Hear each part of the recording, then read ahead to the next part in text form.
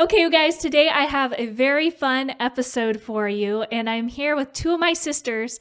So I have seven incredible sisters, and these two are currently pregnant with me.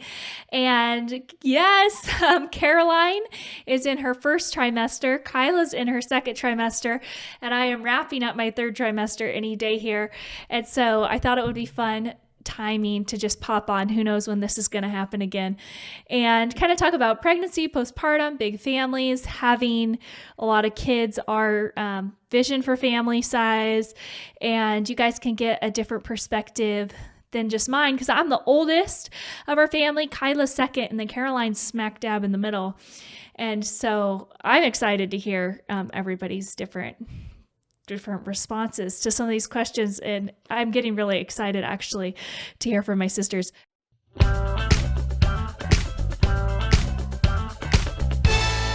Now That We're a Family podcast. So before we dive in, Kyla, we'll start with you because we'll just do everything in age order. Could you introduce yourself? Just kind of say what life looks like for you right now, how long you've been married, your kiddos, all that stuff.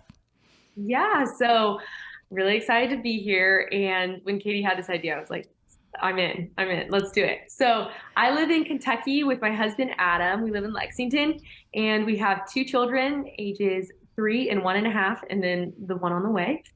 And we've been married for just under 5 years. Our 5th anniversary is coming up in December, and I'm a stay-at-home mama overall. I do a little work from home, but other than that, I'm full-time with the kiddos, which means we do a lot of time at the library and the park and, all the toddler things. So that's what life looks like for me right now. Yeah, that's like a basic. And I'm 27. Kyla's 27, yes, and she's a huge help. Some of you guys might know her from Now That I'm a Mother Health. She manages and runs that, and so that's a big blessing for me. And how many weeks pregnant are you right now, Kai? I am 16 weeks pregnant. Yes. 16. Nice. So she's out of the woods a little bit. Middle. Yeah, I'm the one that's like super happy to be pregnant right now. Yeah, exactly. I'm like over it. And then we have Karaline over here trying to still keep it together. So Karaline, introduce yourself to us. Yeah, so I'm Karaline Tolpin, and I'm 22, and I live in Eagle, Idaho, just outside of Boise. So I'm the southern part of Katy State, down at the other end. And I have a 9-month-old baby girl, and I'm 8 weeks along, I think. I have my first ultrasound and midwife appointment next week, but I believe we're 8 weeks along. I'm also a stay-at-home mama, so I love just homemaking. I love organizing my house. Clean spaces are like my thing. But hanging out with Quincy, she's a ton of fun. And other than that, I have a home-based business as well, just like all my lovely sisters here. Yeah, Karaline crushes it as a team leader. She is like my hero when it comes to leading people and teams. And you do that with Monat, right? You've done that for a few years. I do. Yeah, we're going on 3 years. Oh, and Austin and I have been married, I think 19 months, 20 months. I don't know, a year and a half. Yeah, so we have a young gun here. And yeah, I'm just so proud of Karaline. And it's crazy you're 22 and just all that you guys have already done. It's just amazing. So, okay, so I want to ask you guys, maybe Karaline, we'll start with you. Did you want a big family growing up? And this is a question that I'm genuinely curious about. We grew up in a family of 11 kids. And was that something that was appealing to you, or were you like, nah, no, don't want to repeat this? I think I always wanted a lot of kids ever since I was little. My goal was, well, not my goal, my dream, I always said when I was little before I had my first kid, was I want 20 kids. I was extremist, yes, way over the top when I was younger, but I always really wanted a lot of kids. I nannied a ton through my teen years. I always loved being with kids. If there was a baby in the room, I most likely wanted to hold it. So I think for me, I always wanted a big family, and that was something that I still want to this day. And why do you think that is? I loved growing up in a big family just because you always had like a support group, which was awesome. For me, I'm a very social person too, so I never want to be alone. Like that's never my desire. My poor husband is like, I need some space every now and again. And I'm like, no, just come be with me. I'm very social. I'm very interactive. I need people in my life. And so for me, that was really fun. Just, I think more because of my personality than anything. And then on top of that, I mean, obviously every time a new sibling was born, it was like getting to grow up with them, see their personality, help them with different things. I always just really enjoyed it. I thought it was a lot of fun. That's cool. And then what about you, Kyla? Yeah, I always wanted a big family growing up too. And was not like Karaline where I just loved all the babies and like was always wanting to babysit. That was actually like number 4,000 on list of things I could ever love to do. But I really did love growing up in a big family and having all the relationships of siblings. We had like a super strong family culture, and it felt like nothing could shake us or stop us. Like we really had a posse, and we had so much fun together. No matter if we were working hard, no matter what our living situation was, we were just in it together, and we were making memories, and life felt so rich and full. So I want that experience for my children too, to be able to just get to bump shoulders with lots of different personalities. And I think siblings can be best friends. And when they are, it really is like the greatest gift. I feel that way. I'm so grateful that my parents, our parents rather, gave us the gift of siblings, because to this day, it's some of like the most fulfilling relationships in my life. So I did and do currently. Yeah, so that hasn't changed since having kids. No. Okay, that's good. Well, okay, so what were your husband's thoughts about that? Going back to you, Karaline. You're married to Austin. Austin, I kind of joke that there's like name brand families in the big family space. We've kind of all joked about that, but the Tolpins are one of those families where people know about them. And so he came from a big family. You came from a big family. What was that? Did you guys have a conversation about how many kids you wanted? Or did you just both assume that you were going to have a lot? I think for a while, I just assumed that we were going to have a lot. Like when we were dating, I didn't feel the need to necessarily talk to Austin about how many kids, because I was like, he's the second oldest to 9. I don't know. I just kind of assumed. And then I think when we got engaged, I finally was like, do you have a number of like kids you want? Which is kind of funny that I waited till after I said I was going to marry him. Not that it would have been a real make it or break it for me, because I knew I wanted to end up with him, but like, I don't know. I think eventually we talked about it, and he's like, no, I've never had a number. And he's like, I just see kids as a blessing. So in his mind, he's like, why would I want to ever limit my blessings? So long as like you're healthy and you're able to have kids, he's like, let's just leave it in the Lord's hands. But what's crazy is we kind of visited the conversation after we had Quincy, only because we could have potentially had our kids like 9 months apart. And that was a little concerning to him, because he was like, whoa, we already have a baby. He kind of saw me go through a really long postpartum healing process. And he was like, maybe we should revisit this. Like, do we want to space them out? Are we going to actually plan this? And it took him around 2 weeks. I kind of just left it in his court, because I was like, I'm comfortable with it, but like you make the decision. And he took like 2 weeks to just like pray about it, think about it.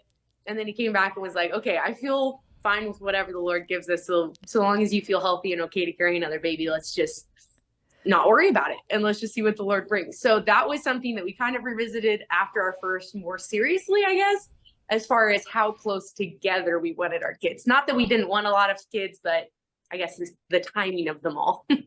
Yeah, no, that totally makes sense. And that's something to like always, I feel like that's an ongoing discussion with couples. And I mean, that was a big deal for Austin too, because how old was he when Quincy was born? He was 18 still. No, 19. He had just turned 19.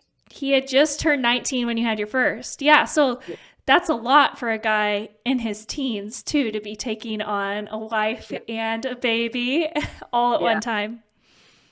I know in some aspects, I feel like Austin went just from being a big brother, because my youngest brother-in-law's just turned 2. And so I feel like he just went from, like big brother. We had a 3-month-old brother at our wedding, and then 9 months later, we have our baby. So it was a kind of a smooth transition, honestly, for him though, because he has always loved kids. And surprisingly, Austin does really well with babies. Like he was always the little's favorite. And till this day, when we go over to his family's house, all of his little brothers just absolutely adore him. So he stepped into that role very comfortably, I feel like, not having had any break in between like holding younger brother to then holding his own child. Oh, wow. Yeah, I didn't even think of it like that. That's so sweet, though. What about you, Kyla, with Adam? Yeah, so he's one of 6 kids, so a bigger family as well. And I think when we first talked about it when we were dating, he was like, "Yeah, I want 4 kids." I was like, "Okay, like we can work with that." And then by the time we got married, I think he's been super gung ho. I think even more so, he's like, "Let's have kids right off the bat." And then after our first, he's like, "This is the best thing I've ever gotten to experience." And he is truly good with kids. So our babies naturally seem to come at kind of a pace that's really, really doable. So we haven't really talked all that much about it since then, because we only have the 2. And we've always said that that's an open conversation where we feel like you said, with multiples, like we're just going to talk about it in the season we're in and pray about it and see how the Lord has us. And then I also feel like we never want to take for granted that we'll be able to have any number of kids, or that any closeness or whatever, as much as we can affect it to some degree. I think I realized after getting married and having a lot of family members and friends that couldn't have children, or not as many as they wanted maybe, or in the cadence they wanted, just not to take it for granted. So we definitely left that kind of as an open conversation, but we both love our children to death, and he is a great father. And I think he's open to as many kind of like Karaline said, as long as I'm healthy and it feels like we're taking good care of them and able to, like, I don't know. Yeah, we don't have a number though. Hey, you guys, I just wanted to tell you real quick about my homeschooling course, Homeschooling the First 3 Years. It's all about laying a foundation of joy and confidence and fun and simplified homeschool in your home. So if you're in a place where maybe you're considering homeschooling your kiddos in the next few years, then this course is for you. It's going to break down not only what we do for homeschool in our family and what we've done for the first 3 years in homeschool, but it's also going to show you exactly how that looks. So I'm going to take a camera around with me vlog style and show you how does it look to homeschool with a baby? How does it look to homeschool with a toddler? How does it look to homeschool multiple grades at one time? How do you navigate different learning tendencies? How do you navigate your learning style as a teacher? And how do you motivate children and get them to love learning? I love homeschooling my kids. One of my favorite things that I get to do with them each day, and it's something that I want you to love doing with your children as well. So if you look down in the description box, you will be able to find a discount code where you can get a discount off of homeschool the first 3 years, and I really hope that it blesses your home. Yeah, no, I when I think of Adam, I just think of people. Like Adam is such a people person, and the Van Wingerden family, he's one of 6 kids, but then there's like hundreds of cousins. Like there's just tons. Like there's just Van Wingerdens everywhere. And so his dad was one of 16 and 12 of them were boys. So there are a lot of Van Wingerdens. That last name is carrying on strong. Wow. Yeah, that is crazy. That's just like when I think of the Van Wingerdens, it's like this larger than life clan. So a multitude. Yeah, that's pretty cool to be able to be a part of. So for none of our husbands or for us, it was like a shock, I guess. We're all pretty used to, on both sides, the sheer quantity of numbers and relationships. And we have all had good experiences, I think I could say, which is pretty rare in the family space in general. Okay, so what's been the hardest part, Kyla, for you with pregnancy and postpartum? Has anything like caught you off guard? Because obviously we watched our mom give birth. A lot of times she had 11 kids and we watched like half of those. As far as like you and I were old enough to be aware of at least half of them being born. So did she make it look too easy and something like took you off guard, or did you have a different experience than what you thought? So I think postpartum, I feel like for pregnancy, I had pretty good expectations. I feel like, but I'm also really blessed to have fairly easy pregnancies. So I think she made it look easy, and I felt like it's not been too difficult. But I know I'm just really fortunate. And same with my deliveries. Like they haven't been complicated or long. So I kind of did get off easy. But postpartum, I felt like she made it look easier than it was. That was probably what caught me by surprise. And the hardest thing is a vanity thing because while I nurse, I don't lose the last 10 pounds. And I try to nurse for a year. So mommy said it was the same with her. And that's where I'm like, I didn't ever see you having a hard time with this. And yet that is the hardest thing for me about being pregnant or having another child is knowing that I'm signing up for a year where I just don't really feel like myself. And that sounds silly, but I'm fairly like fitness and health oriented. So for me to feel like chubby for a year is like not my favorite thing. It's the hardest thing, but that's the hardest thing. I have it pretty good. So I don't know. That's really the only thing that's like the biggest challenge for me thus far. And mommy's like, oh, it was the same for me. And I was like, I never saw that. And I think that's probably good. I don't know that I want to change my attitude about that and be a little more embracing of it. Now that it's happened the last couple of times, I'm like, you know what? I just want to embrace this like mommy did. So my kids don't think that I'm like dissatisfied with my appearance. I think that's probably something I don't want to let on about. So yeah, I really admire mommy in that aspect because that was something that our mom did. She never had a scale in the house. And she just said, you guys need to move your bodies, work out, and eat well. And that was her mantra. And it was never about weight. And it's funny because I feel like I feel like that's something that's taken all of us off guard. It's just weight being a thing for women and like an insecurity and gaining weight and losing weight with the babies and all that, because that was not something that was talked about in our home. And I really appreciate that because mama had 8 of us. And the more common I see, like, I guess now as an adult, I'm starting to become aware of how many women have struggled with eating disorders and stuff like that. And that was just like not our struggle growing up because it wasn't a thing. Like there was no emphasis placed on that.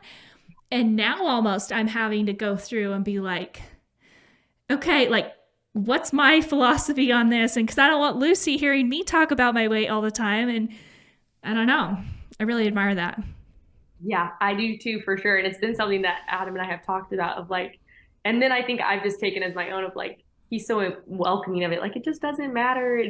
And, but for me, I'm like, I really do want to take that on. I think the first time I was like, is this really what happens? And the second time I'm like, what if I never lose the weight? And then now this happened twice. I'm like, this is the way it is. Okay, let's embrace it. Like, so we'll see how my attitude goes this time around, but I'm already mentally preparing because I do want to be a person where it's just about so much more than that.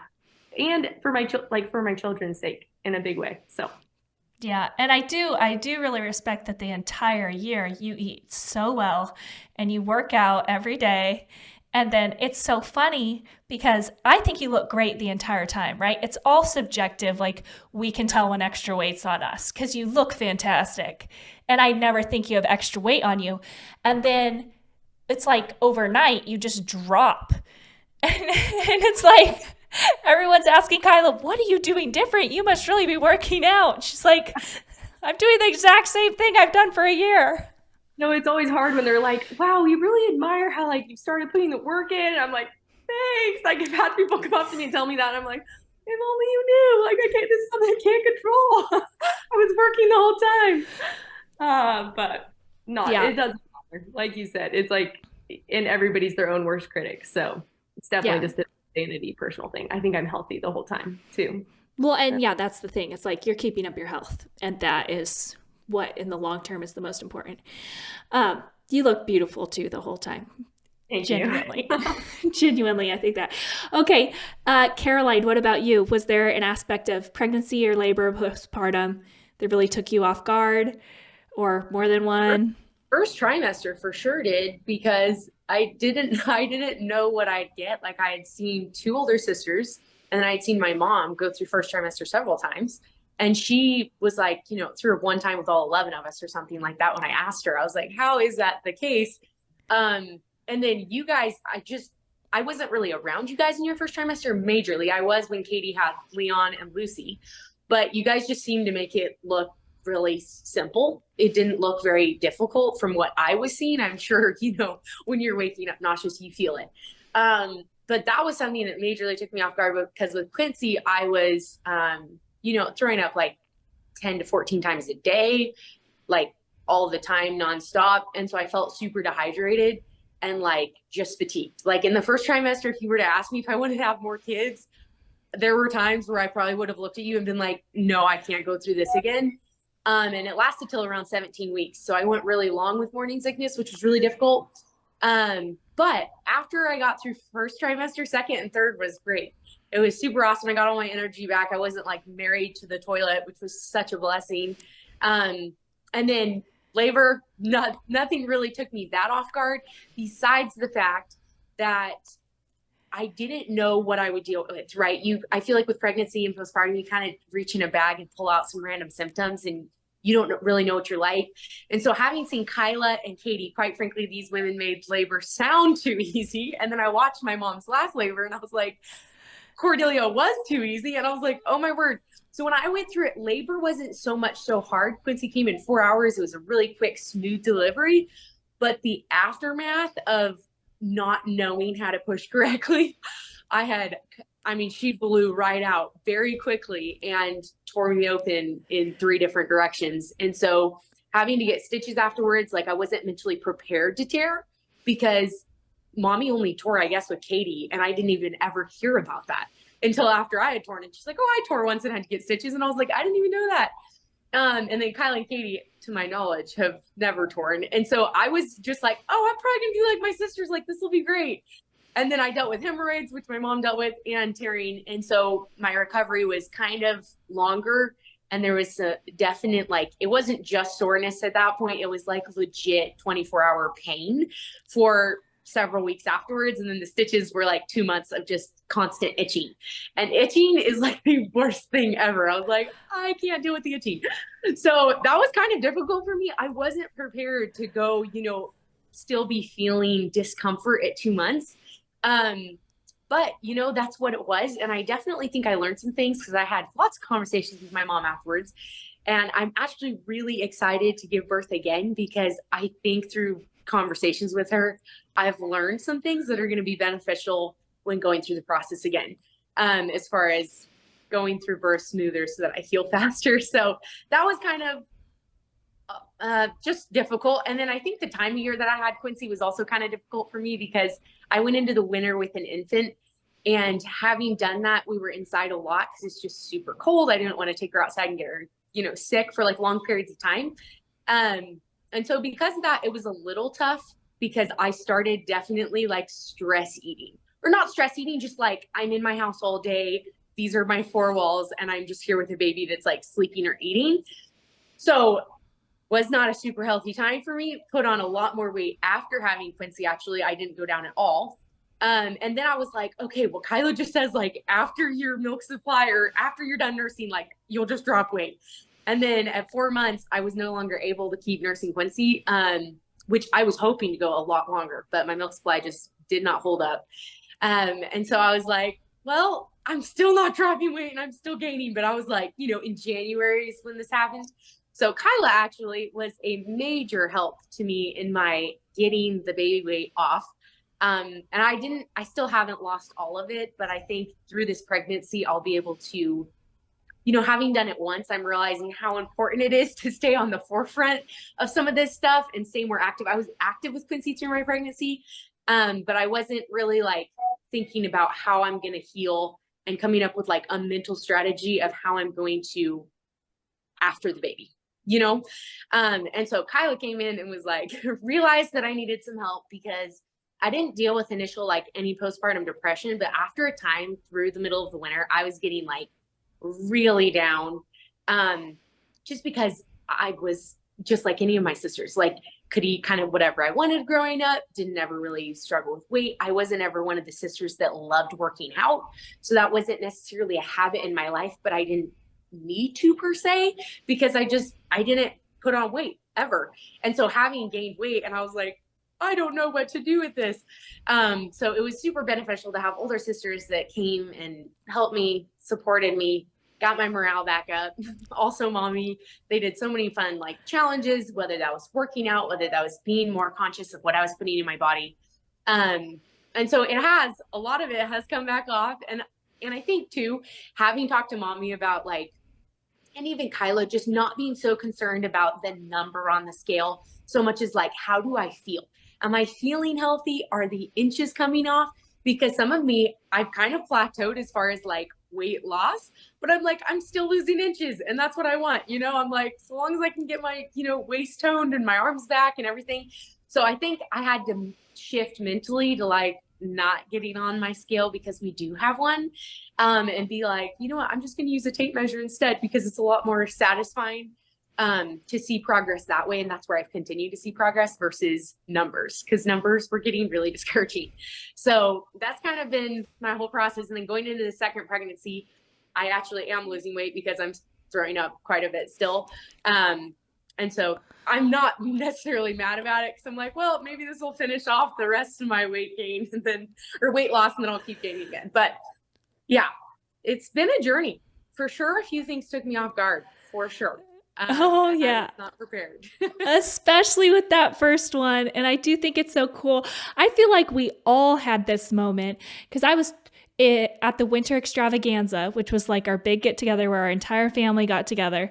And Kyla was like in the prime of her life. So she was ready to lead a like health boot camp. But I was 20 weeks pregnant and had just gotten on the scale and was, as heavy as I'd weighed when I delivered my last two. And I'm like, I am halfway. It was kind of the same thing. It's like middle of winter. I'm just sitting around eating all the time. And Karaline was kind of in a crisis. And it was just, we all really got on it after that with the positive peer pressure. No, it's great. It's great to have people that are building you up. And, having sisters, it's a lot more, I don't know, sometimes my mom, to be perfectly honest, mama doesn't remember everything. It feels like, because sometimes I'll talk to her and she's like, it wasn't even that bad. And I'm like, but do you remember how varicose veins felt? And like all this stuff. And she's like, yeah, they were painful, but like, it's so far in the past because Cordy's 11, but like talking to you girls, it's very much a season that you're walking through something that you're fresh. And it's helpful to have people that can like both relate to you and then give you ideas of how to proceed. Yeah, no, that positive support is awesome. And I've been so grateful for that too at different times in life. I would be curious to hear from both of you. What's your biggest concern or what are you most wary about when it comes to having a lot of kids potentially, right? Like right now, we're all in the beginning stages of our families in regards to all our kids are pretty young, but something that Elisha and I are always kind of talking about are what are like pitfalls or things that we can foresee happening or things that we maybe saw happen that we want to be aware of on the front end when it comes to our kids? I would say that making sure like no one gets overlooked in any season. So I think it's like throughout, I think it can happen over the course of like life is long. It really isn't that long, but when you have that many children in your house for so many years, making sure that throughout all the different seasons, kind of that all of them are getting a touch and they're getting their needs met on an individual level is something that I'm like, that's a little bit daunting and is a concern because I really want them to have a great experience growing up like I did as far as having a lot of siblings. And I never want them to feel like they're raising their siblings. So like also balancing that out. Because also I'm like, okay, I'm kind of the person who likes to do it all myself. So making sure that I like teach my children and let them have the reins on things and let go of whether it's responsibilities or freedoms or whatever. I can tend to be like a little more tight and wanting to do it all myself or know everything that's going on. So like that dynamic of letting go, but keeping close enough, like I feel like I'm really grateful for Adam and that we have other people that can counsel us because I don't know why looking ahead, that's what's daunting to me is like that, how you let go and when, and like transitioning them through different seasons of life. That feels pretty daunting. And then the last thing would be making sure that I'm as consistent with the older ones, like with the younger ones as much as the older ones, because obviously the dynamic changes and they won't be raised in the same environment. We've seen that in our family. I think in any, or like the Vogtberg family, any family that has that age gap, like the younger kids are not going to be raised the same way as the older kids, nor should they probably be. It's just impossible. But just making sure that the faithfulness and the intention that we have right now with our littles will still be there when we are maybe doing it for like, the sixth, seventh, I don't know how many times, that there's still that like intention and that we don't let off teaching them the basics and making sure our heart is in training them, just maybe even though it will look differently, to kind of have the same sort of values passed on to them. So those are kind of like three different things that I'm like, well, they're all small now. We don't have to worry about it. We'll take it as it comes and, pray. And I'm sure the Lord will give us grace as we go. But yeah, those are all really big things. And when you're talking about letting go, do you mean like letting go responsibility wise as far as like having them do things for themselves, or letting go as far as like the teen years, letting go of, like opening up more opportunities to them? Or yeah, I kind of think it's both, but I think it's more so like the teen years. I would say like when it's starting to let people go like outside the realm, or like seeing them make bad decisions, but knowing they need to make them, kind of like that, where like you have to be like, okay, like I'm going to let you have this, even though you may or may not be ready for it. Like that to me is scary for some reason. Oh, yeah, totally. I mean, I think it's scary for every parent. We're like a decade away from it and it's still scary. Yeah, so I think that's probably, as far as responsibility, I think I do lean towards wanting to do stuff myself. And so already I'm like, my 3-year-old should be doing chores. Like it took me reading a parenting book to think of that, of like, yeah, she should be helping. Like she should contribute. I don't need to do it all. Like anyway, so balancing that too, but not so much that is a concern. Yeah, no, that totally makes sense. What about you, Karaline? I feel like Kyla hit the nail on the head on a lot of things that I had in my mind.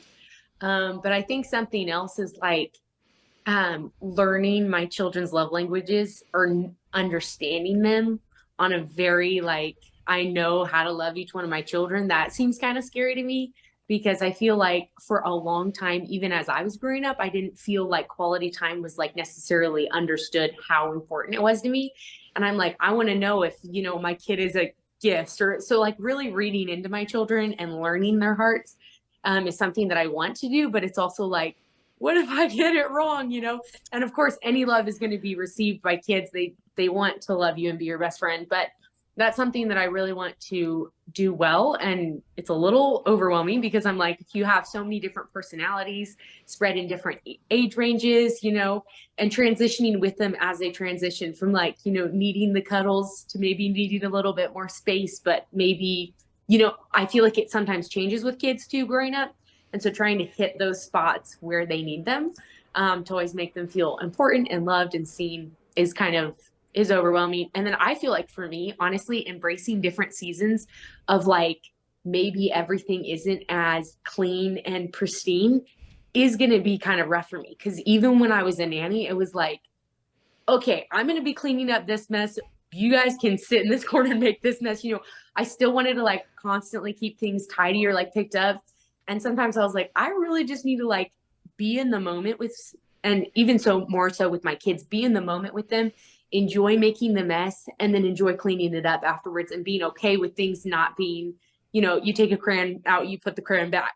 Because I can be a little like that. And I'm like, it's okay if the crayons are out for like an hour. It's not going to kill me. But I think that's something that's actually hard, and is something that I'm going to have to learn how to be okay with everything not being the way I like it all the time. Yeah, Karaline was like the dream nanny, because the mom would come home and her house would be spotless and the kids would have been watched. And it's like, how nice is that? Oh yeah, I organized your pantry too while I was here. But yeah, that could be a major strength too. Like knowing that obviously there's a tendency to put the house organization or all these things before our kids. Like I think we all have something that it's a tendency to put before our kids. Like for me, it might be like productivity, or you know what I'm saying? Like there's just something, the list. It's like, I'll get the list done. But I I do think it can be, I do think it's a huge strength of yours too. And you're going to come up with great systems. And I'm going to enjoy continuing to learn from you and your nicely organized home. I do want to ask you specifically, Karaline, because you were a middle child. Middle children have a special place in my heart because I had a great experience as an oldest child. And I just have no fears for my oldest son. I mean, I have some, but they are not that he's going to be overlooked. He demands attention. But what are some things what was the hardest thing about being a middle child? Because I feel like that's something that I have zero experience with. Yeah, I think for me, being the cutoff was really hard because it was like the three older sisters and then there was that brother on top of it. So it was like, it wasn't just consecutive girls, or I feel like I would have been maybe brought into a few more things, or I don't know, maybe like been allowed to do a few more things. But there was that like 3.5 year age gap in between Kelsey and I, and there was Baylor right there. And so Baylor was always like sent for protection with the three sisters that were old enough to go do whatever it was. And then I was like, had to stay from like events or certain things like that. And I really struggled with having a good attitude and choosing to be a leader of the littles in those moments because I was so like bemoaning my own not getting to go with the olders. And that was something that I think I personally had to learn that was very difficult for me. And I feel like it was for a while that my parents weren't necessarily realizing that I was struggling as hard as I was. And then they were like, hey, this is becoming an issue. And Daddy kind of like specifically would take me under his wing a little bit every time there was like that, the olders are leaving and you're staying sort of a thing. And it was really cool when he started doing that, because that's when I started to feel like a change in my attitude and the way I was looking at being left behind, and how I could maximize the moments where I was at home with my siblings and not waste them, having a bad attitude or not wanting to enjoy my younger siblings. But that was something that was difficult, especially because I'm like, I want to be at every party, I was the people person. And so to stay home was very rough. And I think I needed that special attention from my parents during that time to kind of like instruct me on how to have a good attitude and come alongside me, but also give me creative ideas for like how to maximize being home with the littles, and making it fun for me. And when Daddy started doing that, I literally remember the one conversation we had, and it started shifting every time you guys would leave. And it progressively just got better and better, where I was like quicker at returning to joy when disappointing moments would happen. But I think that was something that was kind of hard. Probably the biggest thing actually for me as a middle child. Yeah, I didn't even think of that. It wasn't so much like being overlooked, because again, you were one of those people that would let people know that you needed attention. So different personalities. Maybe Kimmy would maybe feel more like that was her thing because she was in the middle with you. She was a lot more quiet. And so she wasn't like, hey guys, listen up, I need some love over here. But for you, that cutoff, and in a big family, there's always going to be a cutoff, because you can't just send the next kid along that wants to go if it's not an age appropriate option. Or if the older kids that are going aren't prepared with the maturity level to be able to keep an eye on the younger one either. So, which I mean, I don't think I was. I wasn't going to be like checking in on you. So, wow. Yeah, that's a good thing to keep in mind. And just like anything in life, Daddy and Mama did a really good job when they took something away, eventually putting something in. And that's what I'm hearing you say, I guess, is even though that opportunity was taken away, they didn't just start giving you the opportunities because they still didn't feel comfortable with that, but they started being like, okay, she has this big gap here now. How can we fill it? Mm-hmm. Mm-hmm. Yeah. That's really good. Yeah, that is. Taking a note. I'm dropping my pen. Okay. That's good. Is there anything you would suggest to someone who was trying to, show more attention to their middle children, or just be more aware of maybe their needs that are being spoken or unspoken? I mean, just ask questions. I loved when my parents asked me questions, and sometimes as a middle child, sometimes you watch your older siblings and you feel like they're super well spoken or know how to get something across. And then you look at the littles that are like just, crying for their needs or whatever, being fussy. And sometimes in the middle, I didn't always know how to communicate the way I was feeling. And Daddy started realizing that if he gave me a pen and paper, I would actually be like, give him a truthful answer of where I was at. And it was better for me to sit and write something. And I wrote a lot of letters to my parents, even though it was like, here's your pen and paper, like, go write me what you need. That was something that was really helpful for me because I couldn't always get it out in words sometimes. And so I feel like if your middle child, you don't feel like they're communicating their needs clearly, try a different way of connecting with them. Maybe try a different way of communicating with them, either your communication to them or their communication to you. Because the second I would sit down and write something, I'd bring it back, give it to Daddy. He would read it and then he would connect with me afterwards. That was really helpful because I felt like my heart was heard without necessarily having to say the words. Because sometimes I didn't want to disappoint my parents in a way. So I didn't want to say certain things out loud where I'm like, this is what I'm feeling. And it's so frustrating. But either I didn't know how to communicate it correctly, or I didn't want to because I didn't want to hurt their feelings. But if I could just write it down, then I was like, I don't know, for some reason I was a lot more bold in the way I communicated my needs and my desires and the holes that needed to be filled. So that was just, I don't know, something that was beneficial for me as a middle child, for sure. I did probably more writing than a lot of you guys just because I needed that. I needed that so badly. So yeah. That's so good. I feel like this could be a whole episode. I feel like this is just great. You should have had Karaline for a middle child episode. I'm taking notes. I know. I want to hear from Karaline and Kimmy and Chloe for that matter, because you guys have such different personalities in the middle. And that's something that I really want to be aware of.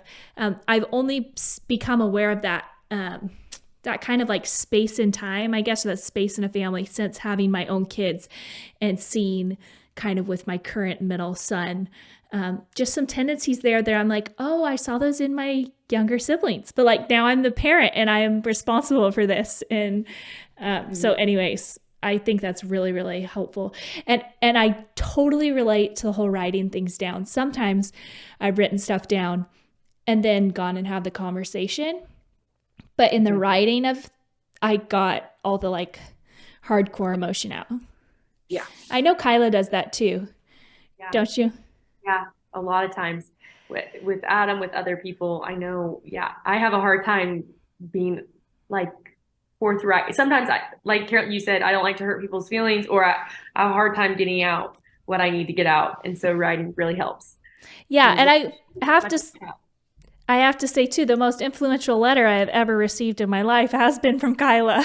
That was really hard to receive, but the Lord really, really used her to speak into my life and say hard things that needed to be said. Okay, so how do you feel, Kyla, that Mama prepared you to keep a house and raise children? Do you feel like you were well prepared? Do you feel like you weren't? How did she do that? So I think before I had kids, I thought that Mama prepared me by having me make meals occasionally, so I knew how to cook, and like fostering, just, talking to us about the things that she was doing around the house, whether it was decor or like making, oh, this is so important to, get dressed before your husband comes home so he gets to greet a face, or whatever, all the little lessons. And then since having children, I feel like it was 100% observation. It was like just who she was prepared me, because there's lessons that I just like in the moment, they come to me now of like, this is what Mommy did. I'm going to try this. And I didn't even realize that I was picking all this up. And I'm actually kind of shocked how in each new season, I feel like she's there still teaching me actively in my house, even though I'm just thinking about her and what I observed in that new season. It's kind of wild.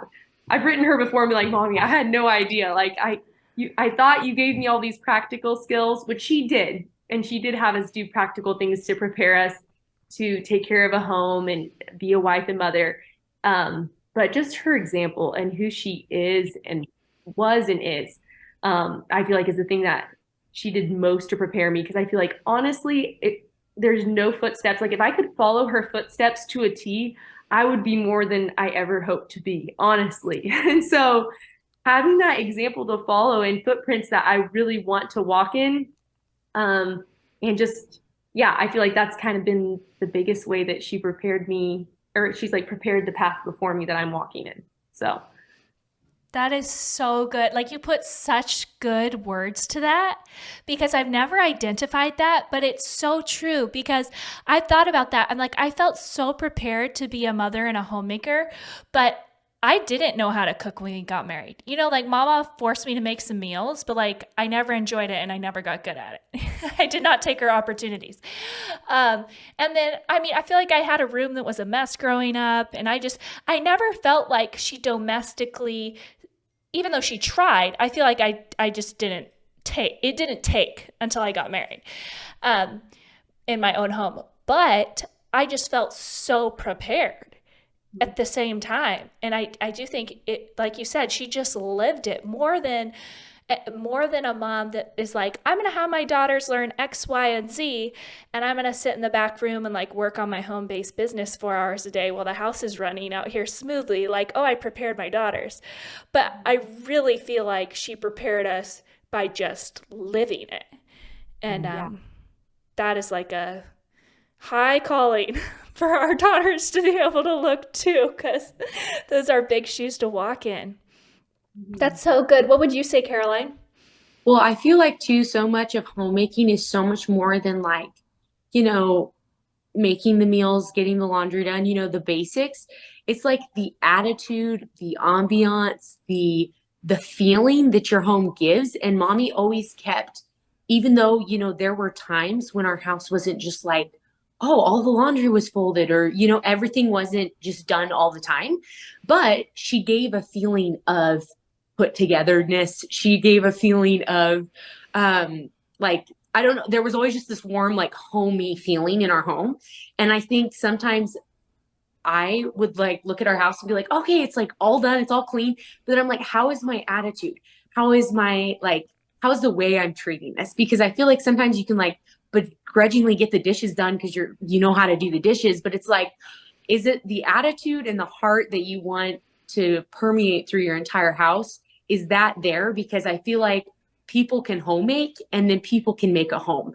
And it's like very different. And I think just like you guys were saying, mommy did both super well. She taught us how to do laundry. So I didn't feel unprepared in the like practical stuff, but some of it I had to, once again, think back to how mommy did things and was like, she never complained about this. She always had a good attitude. I watched her smile doing a really mundane project. Like she just wasn't a complainer. She wasn't a grumbler. She was not a complainer. And so that's something that's challenged me through my own journey of making a home and being like, keeping myself more in check than like the house in check, because I'm like, I can do the physical stuff. It's pretty simple overall. Everybody I feel like has a learning process, even in cooking or whatever. But that's something that you can grow in what is instilled into you as far as character wise. I feel it goes a lot further in those moments of even wanting to figure something out and having a desire to make a home, having the character that's like, no, I'm going to learn, I'm going to grow, I'm going to pursue something because I saw this done well. And even though I'm not doing it as well as mommy did, not even close, that's my heart of hearts, And so I feel like her giving us that desire and each one of us looking at her as like a role model is something that I definitely want my girls to have, more so than just like Katie said, knowing how to cook or having a clean room, Yeah, that's just so powerful. I feel like it's such a testament to mommy. And it's also such a testament to mommy when, you say, we're saying like, okay, if we could only do it as well as mommy. And what's funny is her insecurities and how she'll be like, oh, I was so impatient with you guys. I'm like, you were so chill. Like I'm impatient, like, or, oh, I have a hard time communicating, or, I know she really admires like Karaline's organization, and she's like, Karaline just does such a good job with organizing, and the way Kyla does hospitality, and she's always telling me all these things that she didn't feel like, as good as maybe how we're executing in our homes. And to me, I'm just like, it's encouraging to know that everyone feels that you don't feel like, oh, I just have it all together. And I think that's something that Mama was just always trying to learn and grow, and she's always learning and growing, even from us in our homes. And I just admire that so much about her. You guys put beautiful words to that, though. Okay, so I want to hear real quick, a couple more questions. How did you both run home-based businesses that are very successful? You do a great job with them. You're raising your children. Your husband's our priority. You're both involved in hospitality. How do you practically do all of those things in a day? How does that look? Who wants to go first? I'll go. Okay, so I think two things came to mind when I read that question, and one was systems and rhythms. So having overall, I feel like good habits and routines where stuff happens without thinking about it. So I think by nature, you can just get a lot more done because you aren't doing a whole lot of brain or leg work. It's just kind of like, this is just what happens. So I feel like that's a big one for me. I'm pretty structured and routine. And so I feel like I can get a lot done when I operate that way. And then the second thing is seasons, and not trying to do all of it all the time, but keeping priorities straight and just trying to, hey, as long as my, first trimester is going to look different than postpartum is going to look different than when, my youngest is 2 years old and I'm, second trimester. It's like a really different view. And so to take each season and make sure you work your priorities backwards and, hey, if I only have this much energy, where is it going? And so just kind of trying to talk with Adam and work together and pray about, hey, where does my time and energy need to be spent? And really not be afraid to scale back at times, knowing that it's just a season. And chances are in a month or two, things will be different and you can ramp right back up to a full plate or shift the plates around again. And so those are kind of the two things that I feel like allow me to operate, or that I try to operate within, to keep the most important things, but still get to do other things that I enjoy and find a lot of different ways to keep myself busy and interested with life, engaged. Yeah, I love that. I feel like that's something we grew up with was, Daddy did things for short periods of time because they kept him very interested. So at a very high level, he would immerse in something very strongly. And I think of that time, when he was like, okay, why don't you girls, we had the one harp, and he was like, practice 3 hours of harp a day. You'll get really good. You could play for weddings. And we got to cut out all the rest of our school aside from math, right? So that harp was going for 9 hours a day for like 3 months or something. And then we started playing for weddings. But sometimes I don't think any of us are scared of dropping things for a season and picking it back up. Over a lifetime, you can be very consistent if during your second trimester, you're always doing a lot, or you're always growing a business, and then you put it in maintenance mode for postpartum or a first trimester. And then, it's like you aren't totally dropping balls. It's just you're pursuing them at higher and lower paces based off what's best for your family. And I've experienced thinking that the opposite was true, that I had to maintain this high level in order to maintain consistency, and burning out. And learning that importance of seasons is super, super powerful. Mm-hmm. Especially as a mom. Piggybacking off the season thing, like when you realize what season you're in and are just honest and frank with yourself, then it's really hard to you start to prioritize differently, because instantly you're like, I know what season is kind of coming up. You can kind of project it. If you're almost about to give birth, you should, maybe start working on systems that are going to start working for you over the next 3 months of you needing to heal and be with your new baby, so I think that was something that I had to realize what season I'm in, and then be like, what do I need to be doing now to prepare myself for the next season, so I don't feel like I'm dropping balls or feeling behind. And then the second thing, something that I learned through this random training that I took in December, it's totally transformed the way I view every season that I'm in. And it's living your life out of, oh my gosh, now I'm going to forget my words.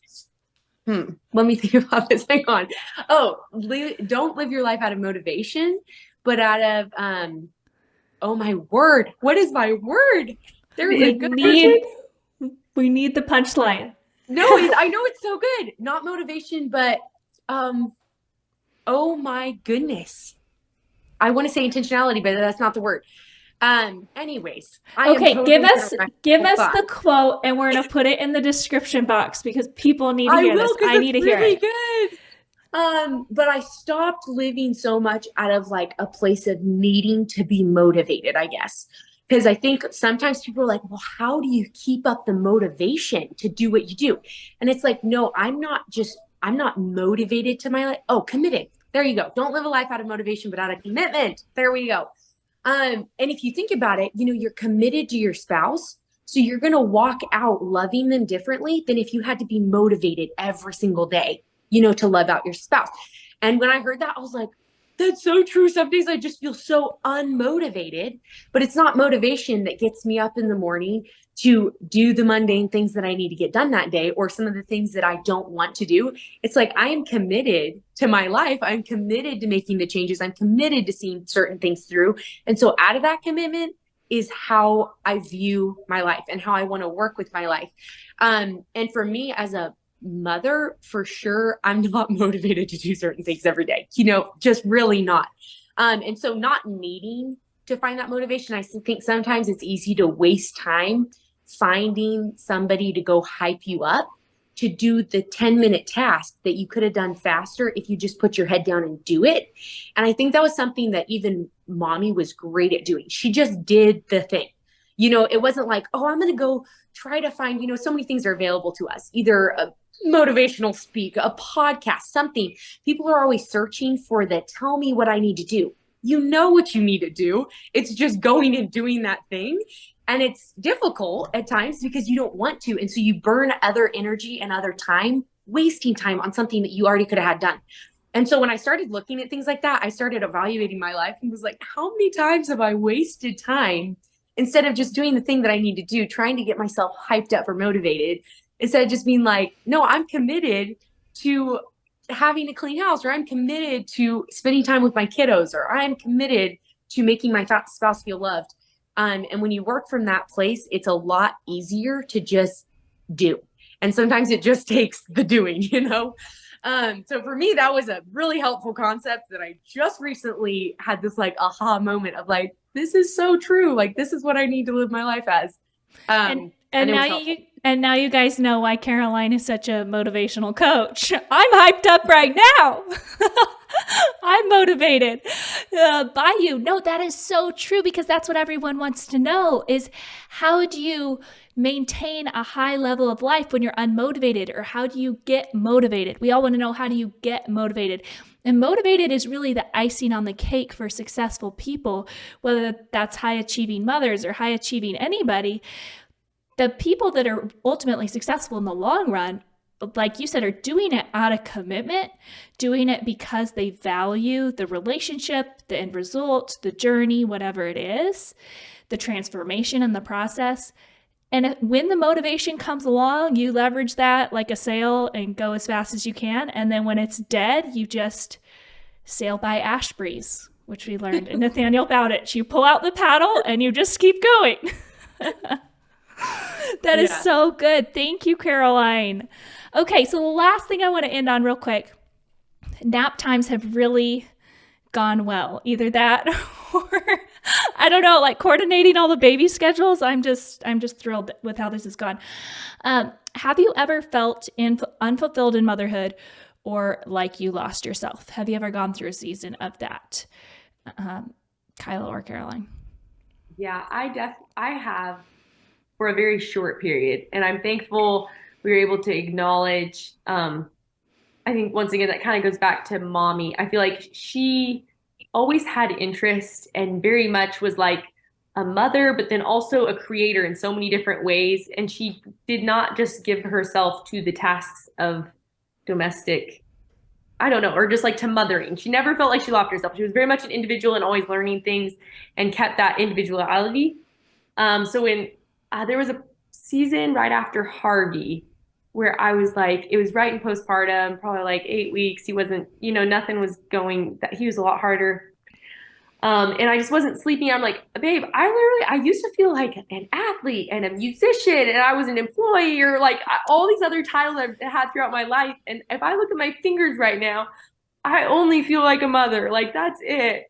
And that's probably the only time I felt that way. And it was a really short couple of weeks. And he immediately worked with me to like, okay, well, like, what can we take off your plate? How can I get you to feel like a little spark? Do you need to just go out with your sister? I think we were in Coeur d'Alene at the time. It's like, do you just need to go hang out with her? Would that make you feel young again? Like, what is it? Because I was like, I just feel like a tired old lady and I'm 26, you know? So he worked with me to kind of like figure out ways to kind of bring like, okay, well, what are some of your interests? What are the things that you love? Let's go back to those. Let's revisit that. And it really was just a short season, and I'm grateful. And it really quickly, I think, just identifying the fact that I felt that way, and then kind of looking to all the other areas that make me me. You know, I'm like, I used to climb mountains. I like had this lizard. Like, what do I do now? Like, so I've definitely felt that way, but fortunately, I haven't spent most of my time mothering in that position. Kind of been able to change gears and get back to feeling kind of the root, some of the other aspects of who I am. So yeah, I could totally relate to that it was when I was pregnant with my fourth, and I was just like, I'm so matronly. Like, well, it didn't help that Elisha kept saying, oh, when we were young, he kept saying that like we're so old now. And I'm like, I'm 27. Stop saying that about me. But the energy does come back. And that's something, it's almost helpful when you've gone through those seasons sometimes, because if you go through it again, or maybe when, it's easier to be like, you know what, like I'm feeling this way right now, but it's not necessarily reality just because it's a real feeling. And I can take steps to feel young again. You will not feel like a milk cow forever. Like you move past that. You come back together. Yes, absolutely. What about you, Karaline? I think, well, I had two. One was when I was first, well, like second, third trimester with Quincy. I just felt like, it was just weird because we'd go anywhere and there was like, you know, all these girls that were probably my age or older than me. And I just felt huge and slow. And I was just like, I don't feel my age. I didn't feel my age for quite a time. And I was like, this is ridiculous. I'm only 21 and I feel like I'm ancient. And I had to like kind of back up and just be like, I'm in a totally different season of life and it's great and it's awesome. But there was times when getting married so young and then having a baby right off the bat where I just felt like I jumped seasons really fast. And it went from like, oh, you were single and had your like, you know, flying around the US doing whatever I did for the longest time, to like, oh, I'm at home within my four walls, you know, and we only have one car, so I don't go a lot of places if Austin was working. So he was like out, and I was just like, and I'm just huge and pregnant in here in my house by myself. And it was kind of a lonely season for me at the time because I also had moved to a different state, and it was like I didn't have a really established community. So it's just kind of like jolly old me just in my house. And that was kind of a low season. And then right after we had Quincy, actually we have a great community now, but they're all young couples, like just literally in the same season of life as us. Only we were the only ones with a baby. And so they would like invite us to do something. And I was like, how am I going to do this with a kid? Like, and I so wanted to say yes and like do all the things. And I was like, it's right during her nap time, or like, we can't keep her up that late or go do whatever. And I've always had a hard time saying no. That's something that my husband is far better at. And so I'm always like, yes, let's go do it. And then it's like, I felt almost held back for a time by Quincy. And I was like, I just don't have the freedom. Like, at least when she was inside of me, we could go, you know, hang out with our young couples friends, because, you know, they didn't have kids either. And that was actually a really low moment for me. And I just came and started bawling to Austin. I was just like, I shouldn't feel like this at 21. Like, how? This is so not okay. And he really, really helped. Honestly, having an awesome husband, I'm sure you girls can relate, that just like gets you and is willing to do something to help. And, he was like, okay, why don't I just watch the baby? You go out with some girls and I don't know, do something for a moment. It was really, really helpful to just kind of like get that breath of fresh air and be like, I'm fine. I love my child. Being a mom is great. But it has felt weird. I think all of us got married really young and had kids pretty much right off the bat. And so I'm sure at different times you guys have felt the same way. But Well, yeah, as you're saying that, one, yes, having a husband that is like, I just feel so blessed that not only do I feel so loved by my husband, but that my sisters are too, like, and just seeing the ways your husbands love you and support you, like, what a gift that is. But I think of two things. Kyla and I both married older men, or they're a few years older. And so I feel like it pulled us up. I don't know. I could speak for myself, into an older friend group where people were having kids. And so both you and Austin are both very young. So your friend group was like very young, where I just feel like I started hanging out with the 30-year-olds. Like, yeah, that's what happened for me. But there were still moments, and I will say there are still moments sometimes, still being under 30, where I'll like go and I'll see a girl in her 20s, and she's got like a tiny little waist and is wearing this cute outfit or something, and I'm just like, I feel so much like a mom right now, and like I want to be cute and skinny too. And there's seasons for that, but I think that has taken me off guard too.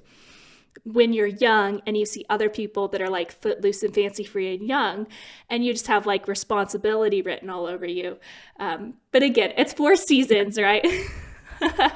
yes. Funny, one thing on the mom thing that made me think of is Adam uses mom as like, it's like he'll like use it to compliment it, like, oh, you look like such a this mom. And like I never took it the right way, because I'm like, babe, like that's what I think in my mind. Like I see other ladies and I see me and I'm like, I am such a mom, like not the best things of what a mom are, but just kind of like, I am so, usually it's like I'm not thinking of it in a positive light, but he like uses it as a compliment. Anyways, it has taken me a while, and I think it's really sweet now that I've come to embrace it. I'm like, that's so awesome that you think me being so mom is like, it's so attractive, But it took a while for me to like reframe that in my mind. Like I was like, I like a compliment. That is so great. Oh, girls, thank you so much for getting on today. Obviously, we could talk for forever. It makes me sad that we live in Idaho and Kentucky. And I mean, Caroline's in Idaho, but she might as well be in another state. People don't realize we're still like over 7 hours away. Yeah. But anyways, thank you so much. I'm going to put down below where people can learn more about you guys. And follow. Because honestly, like I genuinely am so encouraged by my relationship with you.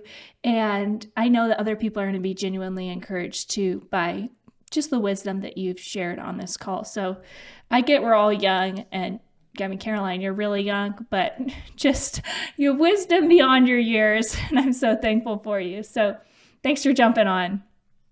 Thanks for having me, Katie.